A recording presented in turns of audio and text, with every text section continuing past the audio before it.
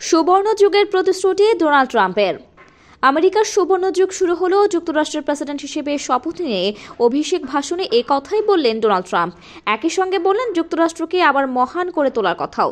সোমবার ওয়াশিংটন ডিসির ক্যাপিটল ভবনে যুক্তরাষ্ট্রের 47তম প্রেসিডেন্ট হিসেবে শপথ নেন ডোনাল্ড ট্রাম্প।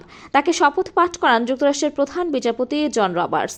এ সময় বিদায়ী প্রেসিডেন্ট জো বাইডেন, তার স্ত্রী জিল বাইডেন সহ গণ্যমান্য ব্যক্তিরা উপস্থিত ছিলেন। সবার উপস্থিতিতে ধর্মীয় গ্রন্থ বাইবেলের উপর হাত রেখে শপথ পাঠ করেন 78 বছর বয়সী ট্রাম্প। তিনিই হলেন যুক্তরাষ্ট্রের ইতিহাসে সবচেয়ে বেশি বয়সী ক্ষমতায় বসা প্রেসিডেন্ট।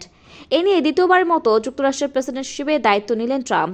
এর আগে 2017 সালে ক্যাপিটল ভবনের পাশে ন্যাশনাল মলে বিপুল আয়োজনে শপথ নিয়েছিলেন তিনি। তবে এবার বাদ সাথে তীব্র ঠান্ডা আবহাওয়া, সে কারণে অনুষ্ঠানের আয়োজন করা হয় ক্যাপিটল ভবনের ভেতরে।